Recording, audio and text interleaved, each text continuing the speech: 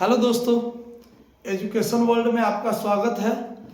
और 9th class का exam कल यानी 24 फरवरी से है और आज है 23 फरवरी। चलिए 9th क्लास के फाइनल एग्ज़ाम के लिए कुछ क्वेश्चन देखते हैं क्या है। आइए, इम्पोर्टेंट क्वेश्चन है जो एग्ज़ाम में लगभग पूछे जाएंगे। आइए देखते हैं। फर्स्ट क्वेश्चन क्या कहता है, देख लीजिए। फर्स्ट क्वेश्चन कहता है निम्नलिखित में कौन अभाज्य संख्याओं का युग्म है। अभाज्य संख्या, ऑप्शन ए है 2,4, ऑप्शन बी है 2,3, ऑप्शन सी है 2,6 और ऑप्शन डी है 2,10। देखिए, सबसे पहले आपको ये जानना पड़ेगा कि अभाज्य संख्या होता क्या है।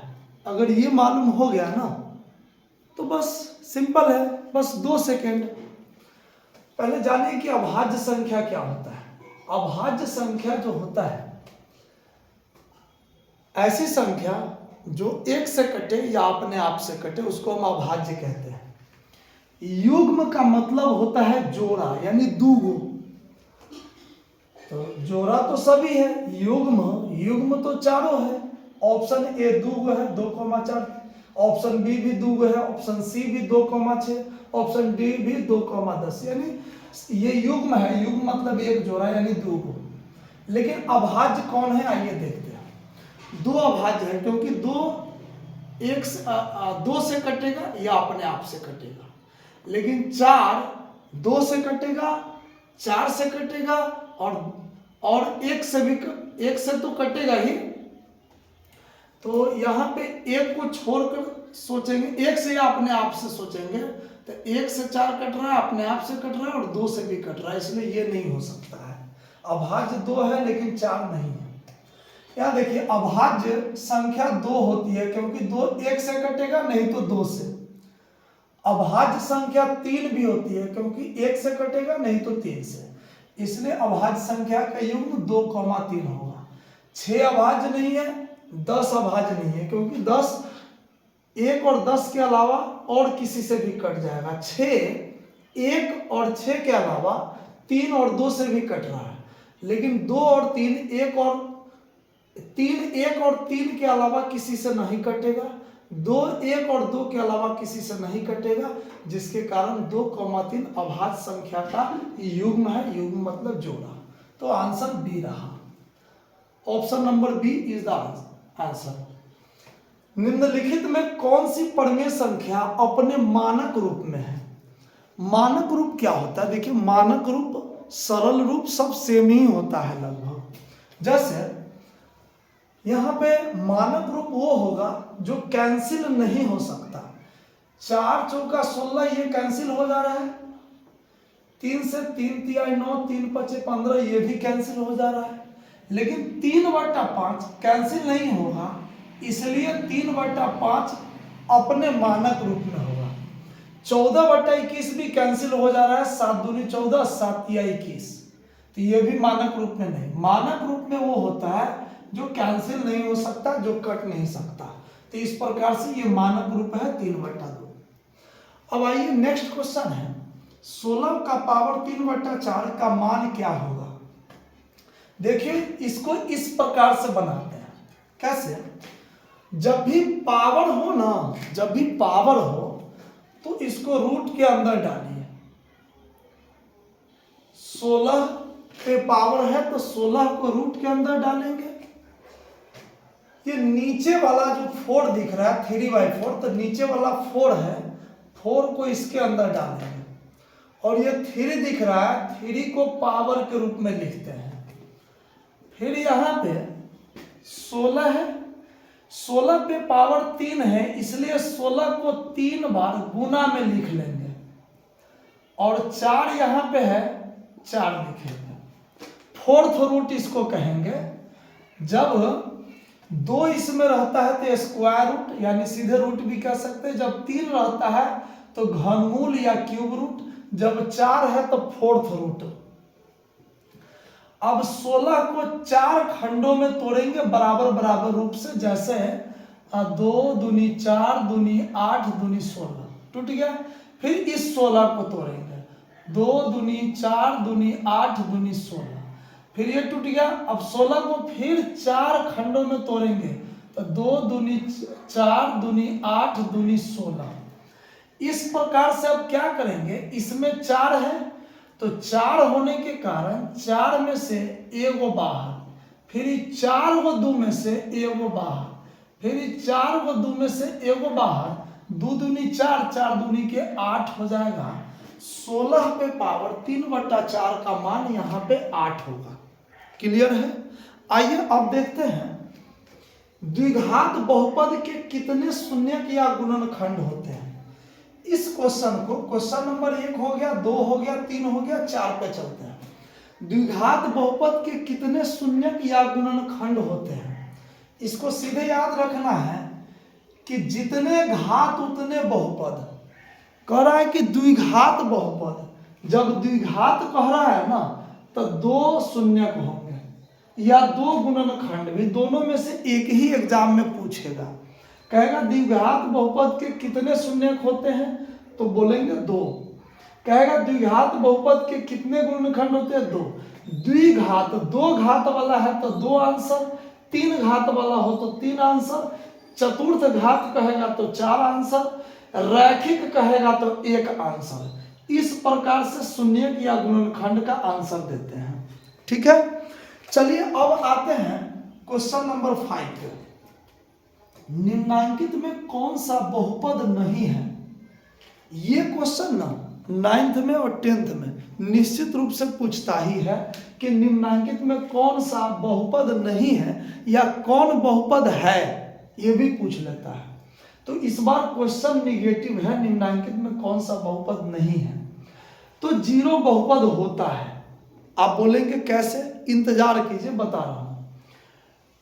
x पे पावर 0 ये भी बहुपद है, लेकिन x पे पावर -2 बहुपद नहीं है, ये आंसर होगा, ये बहुपद नहीं है। और x + 1/x पे x ये भी बहुपद नहीं है। हालांकि मिस 2 ऑप्शन दिया गया है जो मैं किसी गेस्ट पेपर से लिखा हूं, ये दोनों बहुपद नहीं है, ऐसा नहीं देना चाहिए लेकिन दिया हुआ है। खैर देखिए, आपको सीखना है, आंसर लगाना है। 0 बहुपद इसलिए है कि 0 को हम लिख सकते हैं 0 गुने x पे पावर 0। क्यों, तो 0 गुने x पे पावर 0 का मतलब होता है 0 गुने x पे पावर 0 का मान 1। किसी पे भी पावर 0 हो तो उसका मान 1 होता है। तो 1 को 0 से गुना करेंगे 0, यानी 0 बराबर लिख सकते हैं 0 गुना x पे पावर 0, क्योंकि 0 का 0 गुना का गुना x पे पावर या किसी पे पावर 0 हो तो उसका मान 1 होता है। 0 को 1 से गुना करेंगे 0 होगा। यानी कहने का मतलब ये है कि चर पे पावर अगर पूर्ण संख्या हो, पूर्ण संख्या का मतलब होता है, पूर्ण संख्या होता है 0 1 2 3 4 5, लगातार 0 से लगातार गिनती की संख्या को हम पूर्ण संख्या कहते हैं। तो x पे पावर अगर पूर्ण संख्या आ गया तो वो बहुपद होता है, इसलिए 0 बहुपद है। अब यहाँ x पे पावर फिर 0 है तो ये भी पूर्ण संख्या है, तो इसलिए ये भी बहुपद है। लेकिन x पे पावर -2 है, प्रत्येक चर का पावर पूर्ण संख्या होना चाहिए। पूर्ण संख्या 1 2 3 4 5 इस प्रकार से होता है, 0 से स्टार्ट होता है। तो ये माइनस में पूर्ण संख्या नहीं होता है, तो जब चर का पावर पूर्ण संख्या नहीं है तो ये बहुपद नहीं है। अब आइए समझते हैं x + 1/x में चर का पावर देखते हैं। x का x प्लस का प्लस 1/x, जब बटे पर जब कोई भी पावर ना हो तो 1 पावर होता है, ये बात तो सभी लोग जानते हैं। जब हम बटे के नीचे लिखे हुए चर या अचर किसी भी पद को जब ऊपर ले जाते हैं तो पावर जो है 1 से -1 हो जाएगा। 2 पावर रहेगा तो -2, 3 पावर रहेगा तो -3। तो बहुपद होने का शर्त होता है कि पावर, प्रत्येक चर का पावर जो है पूर्ण संख्या होना चाहिए। तो इसका तो कोई पावर नहीं, तो 1 है तो 1 पूर्ण संख्या है। लेकिन पूर्ण संख्या माइनस में नहीं होता, यहाँ -1 है, चर का पावर, इसलिए ये बहुपद नहीं है। तो इस प्रकार से आपने जाना कि बहुपद कौन होता है और कौन नहीं होता है। आइए क्वेश्चन नंबर 6 पे चलते हैं। क्वेश्चन नंबर 6 कहता है कि -1,2 किस चतुर्थांश में है। -1,2 किस चतुर्थांश में है, तो चलिए देखते हैं किस चतुर्थांश में है। -1,2 किस चतुर्थांश में। चतुर्थांश को जानने के लिए सबसे अच्छा तरीका जो है, सबसे अच्छा जो तरीका है, जो ट्रिक है, वो कुछ इस प्रकार है। ये x डैश y डैश, तो यहां से स्टार्ट करेंगे दाहिने बगल। डैश का मतलब होता है माइनस वाला, डैश का मतलब माइनस वाला, बिना डैश का मतलब प्लस वाला। तो ये प्लस वाला हुआ, ये माइनस वाला हुआ, ये प्लस वाला हुआ, ये माइनस वाला हुआ। यानी ये x अक्ष है, ये y अक्ष है। तो x अक्ष और y अक्ष के कटान बिंदु को हम मूल बिंदु कहते हैं। और ये भी क्वेश्चन पूछ लेता है कि मूल बिंदु का निर्देशांक क्या होता है, तो 0,0 होता है मूल बिंदु का निर्देशांक। अब हम यहां से स्टार्ट करेंगे। यहां से ये प्रथम चतुर्थांश है, ये द्वितीय चतुर्थांश है, ये तृतीय चतुर्थांश है, ये चतुर्थ चतुर्थांश है। चौथा, याद रखने के लिए एक तरीका है कि एंटी क्लॉक में है, यानी घड़ी के उल्टे दिशा में हमें चलना है। दाहिने बगल ऊपर से घड़ी के उल्टा दिशा में हमें चलना है, एंटी क्लॉक उसी को बोलते हैं। तो घड़ी के उल्टे, घड़ी ऐसे चलती है, हमें ऐसे चलना है घड़ी के उल्टा दिशा में। तो प्रथम चतुर्थांश, द्वितीय चतुर्थांश, तृतीय चतुर्थांश, चतुर्थ चतुर्थांश। तो प्रथम चतुर्थांश में आप देखिए, किसी भी निर्देशांक को लिखने के लिए पहले x लिखा जाता है, तब y लिखा जाता है। तो x पहले लिखा जाएगा तो x प्लस में होगा, y भी प्लस में होगा। यानी ये चतुर्थांश, चतुर्थांश इसलिए कहते हैं कि 4 भाग में 1 भाग, 4 भाग में 1 भाग, 4 भाग में 1 भाग, 4 भाग में 1 भाग है, इसलिए इसका नाम चतुर्थांश है। और इसका निर्देशांक जो लिखा जाता है, पहले x का मान तब y का मान, बीच में है तो x प्लस में है, y भी प्लस में है, इसलिए प्लस कॉमा प्लस प्रथम चतुर्थांश। 1 नंबर का निश्चित रूप से पूछता ही है हर हाल में। अब द्वितीय चतुर्थांश में अगर निर्देशांक लिखना है, कैसे लिखेंगे? पहले x लिखते हैं, तो इसका इस चतुर्थांश का इससे घेरा हुआ है और इससे घेरा हुआ है, इसके और इसके बीच में है चतुर्थांश। तो x का पहले लिखना है तो ये माइनस में है, इसलिए माइनस। y का बाद में लिखना है, ये प्लस में है, तो माइनस कॉमा प्लस। तृतीय में आइए, ये इस x डैश वाला और y डैश वाला के बीच में है। पहले x का मान, तो x का मान माइनस में है तो माइनस, y का मान भी माइनस में है, इसलिए माइनस। तृतीय चतुर्थांश माइनस कॉमा माइनस में होता है। चतुर्थ चतुर्थांश के बारे में आइए देखते हैं। चतुर्थ चतुर्थांश x का मान प्लस में है और y का मान माइनस में है। इस प्रकार से अब यहां आइए और देखिए, पूछा है -1,2। यहां अंक या संख्या से कोई मतलब नहीं है, केवल चिन्ह देखना है। 1 के पहले माइनस है और 2 के पहले कोई चिन्ह नहीं है, यानी प्लस है, तो माइनस कॉमा प्लस हुआ। तो आप देखिए चारों में माइनस कॉमा प्लस किसमें है, तो माइनस कॉमा प्लस द्वितीय चतुर्थांश में है, इसलिए इसका आंसर जो होगा वो होगा द्वितीय चतुर्थांश, यानी दूसरा चतुर्थांश। इस प्रकार से क्वेश्चन नंबर 6 का आंसर होगा, इसे आप नोट कर लीजिए।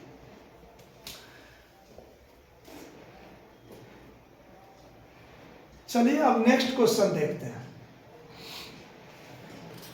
नेक्स्ट क्वेश्चन है क्वेश्चन नंबर 7। क्वेश्चन नंबर 7 कहता है दो चरों वाले रैखिक समीकरण के कितने हल होते हैं? दो चरों वाले रैखिक समीकरण के कितने हल होते हैं? दो चर वाले, जैसे मान लीजिए x + y = 5 कहीं लिखा हुआ कोई समीकरण है, या 2x + 5y = 3 लिखा हुआ, चाहे कुछ भी इस प्रकार के जिसमें दो चर हो, दो चर लिखा हुआ है x y, दो चर हुआ। रैखिक का मतलब होता है एक पावर वाला, तो कोई पावर नहीं है तो एक पावर हुआ। इसमें क्या है, इसमें से दो टाइप का क्वेश्चन होता है, और इसमें से एक नंबर का फिक्स रहता है, पूछेगा। क्या है क्वेश्चन? दो चरों वाले रैखिक समीकरण के कितने हल होते हैं? तो दो चर वाला के ना, दो चर अगर समीकरण को चेक करेंगे, चेक कीजिए, इसमें एक दो चर है, तो दो चर जब भी रहेगा तो आंसर होगा अनगिनत हल होते हैं। ठीक है, यहाँ भी देखिए दो चर है x y, तो इसका भी होगा अनगिनत हल होते हैं। अगर कहीं लिखा रहेगा x + 5 = 10, तो इस समीकरण को देखिए, ये एक चर वाला है, एक केवल चर इसमें है केवल x, तो एक चर वाले का एक हल होता है, केवल एक हल, एक चर वाले का केवल एक हल होता है, याद रखेंगे। और तीन चर वाला नहीं पूछेगा। ठीक है, उसके बाद आइए क्वेश्चन नंबर 8 पे आते हैं। कह रहा है कि उस कोण का माप क्या है जिसका समपूरक कोण उसके पूरक कोण का 4 गुना है? ऑप्शन ए है 75 डिग्री, ऑप्शन बी है 100 डिग्री, ऑप्शन सी है 65 डिग्री, और ऑप्शन डी 60 डिग्री। देखिए प्यारे बच्चों, अगर इस क्वेश्चन को बनाया जाए सब्जेक्टिव रूप में, डिस्क्राइब करके, वर्णन करके, तो यहाँ पे बहुत समय लगेगा। अगर ये ऑब्जेक्टिव में पूछता है वस्तुनिष्ठ प्रश्न के रूप में, तो हमें इसका आंसर 1 मिनट से पहले दे देना है। लेकिन अगर हम सब्जेक्टिव रूप में इसे बनाएं तो 1 मिनट से अधिक लगेगा। आइए हम क्या करते हैं, यहीं से मिला लेते हैं। समपूरक कोण कहा है और पूरक कोण कहा है, कि इस चारों में से किसका जो समपूरक कोण होगा वो पूरक का 4 गुना होगा। पहले ये निकाल लेते हैं कि समपूरक पूरक होता क्या है। जैसे मान लीजिए कि 100 डिग्री को मान लेते हैं, अगर आंसर अगर होता तो मान कर देखते हैं कि होगा कि नहीं। अब 100 डिग्री का अगर समपूरक कोण हम निकालेंगे, समपूरक कोण 100 डिग्री का, समपूरक जब भी निकालिए तो 180 में से घटाइए। तो 100 का समपूरक निकालना है तो 180 में से 100 घटा देंगे तो 80 डिग्री होगा। और 100 का पूरक नहीं निकलेगा, 100 का पूरक, क्योंकि पूरक निकालने के लिए 90 में से घटाया जाता है। तो इसका मतलब है कि जो आंसर होगा वो 90 से छोटी होगी, तो ये 100 वाला नहीं हो सकता। चलिए हम 60 को ट्राई करते हैं। अगर हम 60 डिग्री का समपूरक कोण निकालते हैं, समपूरक जब भी निकालते हैं तो 180 में से घटाया जाता है, तो 60 का समपूरक होगा, 180 में से 60 को घटाएंगे 120 डिग्री हो जाएगा। चलिए पूरक कोण अगर निकालेंगे तो 90 में से घटाना रहता है, तो 90 में से 60 को घटाएंगे तो 30 डिग्री होगा। कह रहा है कि 4 गुना होना चाहिए पूरक का, तो देखिए 30 चौका 120, पूरक का इस समपूरक 4 गुना है, इसलिए option number D is the right answer, 60 degree सही होगा। ठीक है, तो आते हैं नेक्स्ट वीडियो में।